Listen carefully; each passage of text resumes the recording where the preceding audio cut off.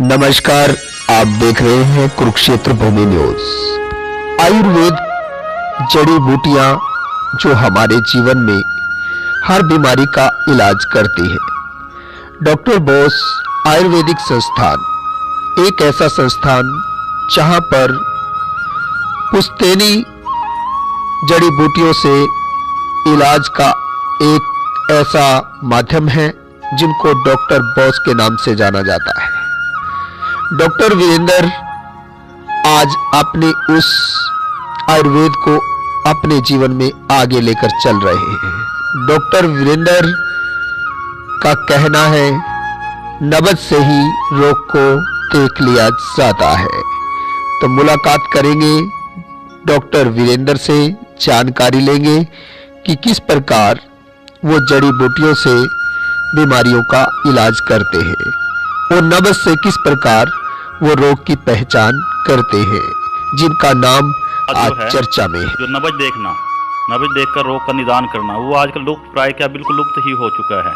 हमने जो अपने पूर्वजों से सीखा है, मैं उस परंपरा को आगे बढ़ाना चाहता हूँ, इसीलिए मैंने यहाँ इसकी स्थापना की है। हाँ जी, तो बहुत अच्छी सोच है सर आपकी। तो सर, जो आयुर्वेदिक औषधियाँ हैं उनको आप कहाँ से लेकर आते हो, और जो आप मरीजों को जो आयुर्वेदिक दवाइयाँ देते हैं उनको आप किस प्रकार से बनाते हो, तैयार करते हो, मैन्युफैक्चरिंग कैसे करते हो? जो आयुर्वेदिक जड़ी बूटियाँ हैं उनको हम दूर दराज के इलाकों से इकट्ठे करवाते हैं।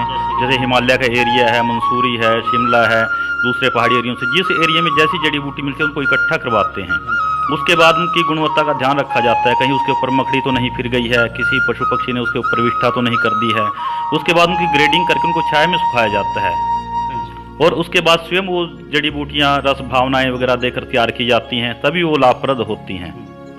तो सर, कुछ लोगों का मानना है कि जो आयुर्वेदिक जड़ी बूटियां हैं, आयुर्वेदिक दवाइयां हैं, औषधियां हैं, उनसे उनको यूज करने से बीमारियां नष्ट तो होती हैं, लेकिन उनका जो इलाज है वो शीघ्रता से काम नहीं करता, बल्कि धीरे धीरे काम करता है। क्या यह सही है? नहीं, ये बात बिल्कुल सही नहीं है। यदि हम किसी भी औषधि का निर्माण पूर्ण रूप से शास्त्रीय ढंग से करेंगे, वो शीघ्र ही लाभकारी होती है और उसका कोई साइड इफेक्ट नहीं होता। जो रोग है वो भी जल्दी ही समाप्त हो जाता है, ऐसा मेरा मानना है और ऐसा प्रयोग भी किया है। हाँ जी। तो सर, जैसे आपका ये कंप्लेंट्स है, इसमें आपने दिया है फेफड़ों व सांस के रोगों का इलाज। अब तो सर, इनके जो लक्षण हैं वो किस प्रकार से हैं, इनका जो इलाज आप करते हो वो किस प्रकार से? जो फेफड़े और सांस के रोग हैं, मुख्य रूप से जो हमारे फेफड़े हैं उनमें इन्फेक्शन होने से होता है। चाहे वो हमारा नजला गले से नीचे टपके या किसी प्रकार से वायु से संपर्क में आने से इन्फेक्शन हो, उससे होता है। हम इनका सबसे पहले जांच की जाती है, हम रोगी की नबज देखते हैं। नबज जो है 3 दोषों पर आधारित है, वात, पित्त और कफ। कफ उसमें एक अलग से ब्रांच है। ये 3 भेद हैं, 3 के आगे जब हम उपभेद बनाएंगे 64 हो जाएंगे। उसके आगे उपभेद होते हैं जिसके द्वारा हम नाड़ी का अध्ययन करते हैं, उससे हमें पता चलता है। उसके बाद हम उसका इलाज करते हैं जड़ी बूटियों से और वो बिल्कुल पूरा का पूरा 100% सही हो जाता है रोगी, और दोबारा वो तकलीफ नहीं होती। हाँ जी। तो सर, जैसे घुटनों और जोड़ों का दर्द के बारे में आपने इसमें थोड़ा सा विवरण किया है, तो सर ये किस प्रकार के रोग होते हैं, इनका कैसे पता चलता है? जो घुटने और जोड़ होते हैं उसमें जो है मुख्य रूप से जो बीमारियां आती हैं, सबसे पहले जिसको ग्रीस बोलते हैं, बोन मैरो, वो जो हमारे जोड़ होते हैं उनमें चिकनाई लाने का काम करते हैं।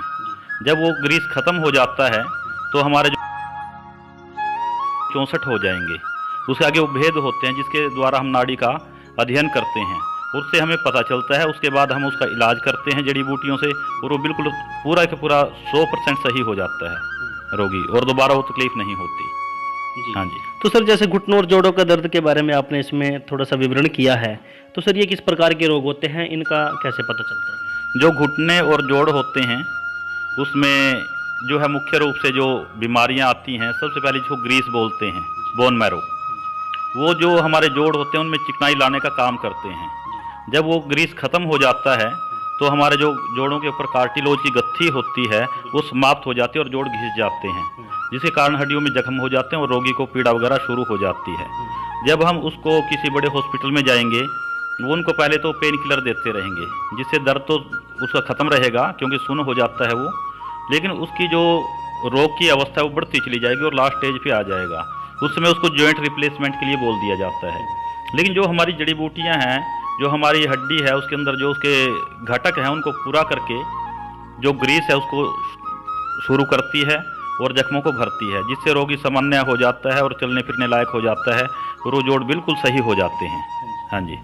तो सर आज तक आपके साथ जो जनता जुड़ी हुई है, जो कस्टमर जुड़े हुए हैं, कितने लोग आपके पास आ चुके हैं और लगभग कितने लोगों को यहाँ से बेनिफिट मिला है, और जो आपने उनको आयुर्वेदिक दवाइयाँ दी हैं उनका जो भरपूर उन लोगों ने सेवन किया है, क्या रिजल्ट मिला? अभी तक मैंने ये देखा है कि जब से मैंने आयुर्वेदा मिशन शुरू किया है बहुत लोगों की भरमार है। मेरे पास फ़ोन पर भी मैसेज आते हैं, व्हाट्सएप पर भी आते हैं, लोग आकर मिलते हैं, उनको बहुत अच्छे रिजल्ट मिलते हैं और यहाँ जब मैं बैठता हूँ तो रोगियों की लाइन लग जाती है और बहुत अच्छा उनको परिणाम मिला है।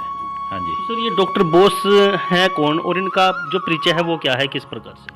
जो हमारे फादर साहब थे डॉक्टर नरेंद्र कुमार बोस, उनके नाम के साथ उपनेम लगता था और उनको आयुर्वेद जगत का भी एक तरह से बोस माना जाता था।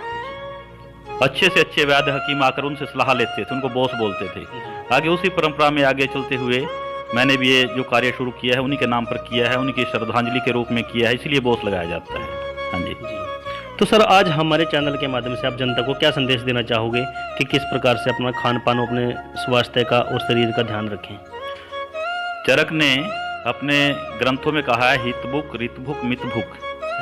हमें अपने शरीर के अनुसार, अपने शरीर की प्रकृति के अनुसार खाना चाहिए, समय के अनुसार हमें अपना वस्त्र वगैरह, और उसके अलावा पेट की सफाई, इसमें सबसे बड़ा अहम रोल होता है जो हमारे शरीर को स्वस्थ रखती है। हमें एक दिन उपवास रखना चाहिए। जब हम उपवास रखेंगे हमारे शरीर का शोधन हो जाएगा और उसके बाद हमारा शरीर स्वस्थ रहने लगेगा, उससे हमारी आधी से ज़्यादा बीमारियां जो हैं समाप्त हो जाएंगी। हाँ जी। तो सर जैसे सुनने में आया है और कुछ लोगों का मानना भी है कि सभी बीमारियां पेट से उत्पन्न होती हैं, तो क्या ये सही है? जो हमारा शरीर है उसको हम 3 हिस्सों में बांटते हैं, वात, पित्त और कफ। 3 हिस्सों में बांटते हैं। जो हमारा पेट है वो पित्त के हिस्से में आता है और जितनी पित्त से बीमारियां शुरू होती हैं लगभग 1072 के आसपास हैं, वो पेट से शुरू होती हैं।